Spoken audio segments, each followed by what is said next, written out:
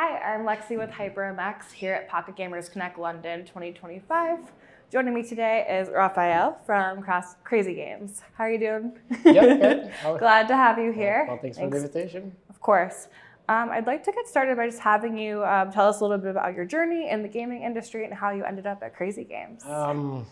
Well, I guess it started like an accident, to be honest. I study marketing, but I play a lot of video games. Whenever I need to find an internship, that was kind of before the iPhone time. I ended up joining one of the few game startups in Switzerland. And that's how it started. And then after I moved to another company called HyprChats, where I worked for 6 years. And then I joined CrazyGames 3 years ago, and it's been quite a ride since.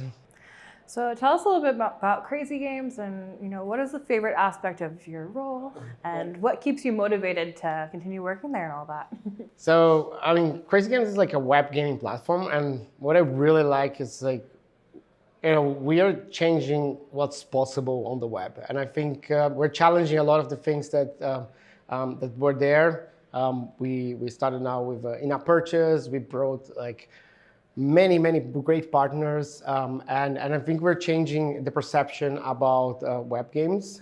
We're working with pretty much everybody these days, I would say, even from the game engines to different service providers, which is really cool. So it's been quite a journey. And what I like the most is if you're working on a gaming platform, I think it's really important that, and I do partnerships, right? So that we have these two ways that we give back, right? It's not sales. We're not just just giving something. We need to always think about long term whenever we do something. And I think the reception and the partnerships that we've been doing along these last years show that. And yeah, this is really cool. Like being here on the show, talking to all the people and see hey, how do you guys see CrazyGames? And the reception has been amazing. Yeah, as you mentioned, CrazyGames has grown so much.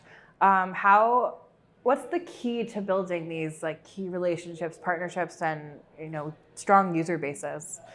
Well, it's we're a gaming platform, right? So, but nobody comes to CrazyGames, right? People come to play the games. So I think the foundation is really to have great content. So and obviously there's technical challenge that you have to consider once you're working on the web. So but assuming that the game is optimized and everything is working nicely. The player can play those games at ease, which I think that's the power of the web, right? You can click a button and the game is playing it. You can share a link, you're playing together, and this is very powerful, right? You don't need to download something, register, do other stuff. We make it as easy as possible for players to play together, and I think this is what has been kind of the main engine of growth for CrazyGames. Great content with great tech behind, and we also, I think we have a really good team that's actually driving the features on the platform that the players love so much. So we see great retention as well and things like this. So being responsible for partnerships, how do you make sure that the collaboration is beneficial to both sides?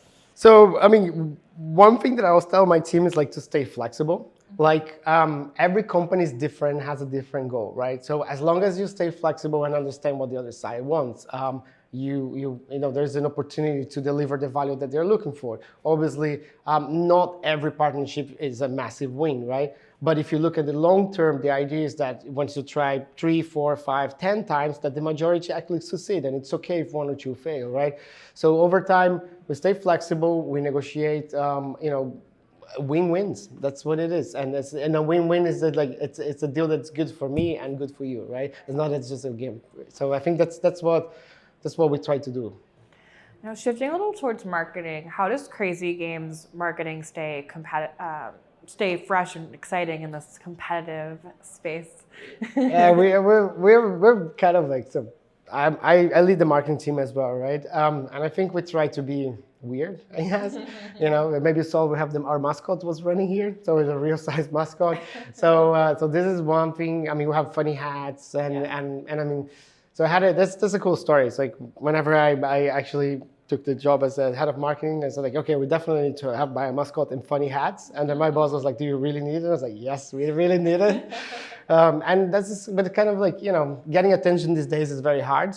So you have to be creative, right? Like, and traditional marketing is one way of doing, consistent on social media and all this stuff.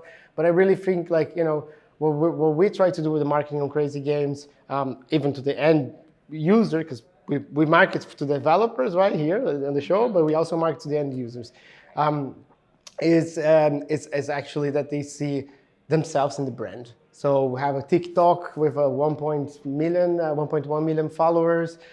We do what the kids want to do as well, you know. So we play the same song. Keeping up with the trends, love it. Thank you. So, what are some predictions or trends that you foresee going into 2025? Ooh, predictions. Oh, I have it here on my t-shirt. Right? See it? Well, I think there's like we're living in like a pivotal moment for the web and for technology as a whole, right? The AI and all these changes happening. I think now, especially looking at the publisher side, the content side, a lot of the companies, they are unhappy with how things are going and they are trying to look for solutions. And at the same time, I see on the technology evolving that these solutions become more plausible or possible for those publishers. And who wins is the players, right? Because in the end, they have better content that's actually easy accessible.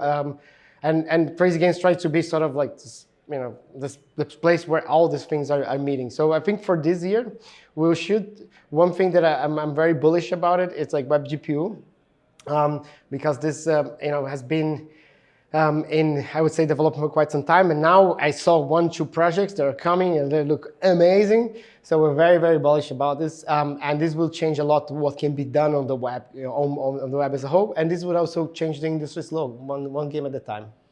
My last question for you, what are some exciting things that are in store for Crazy Games in 2025? Ooh, better games for sure. Like really cool partnerships. Like just this show here has been amazing. Pocket Gamer, like very high quality for everybody. Highly recommend it. Come. So we have some. I can't disclose yet, but we're getting some really cool IPs coming to the platform. And I think that's something that, you know, in the past we've been trying to get more and more of those known IPs. So I think some of this stuff is coming now. And I think like we have. For the players, we have a bunch of cool features that are coming that will make playing games together very fun. Great. No spoilers for us on the IPs, but that's okay. Yeah. We'll look forward to hearing more about it in 2025. But thank you so much for sitting down with us today. Thank you for the invitation. Have a good one. Take care.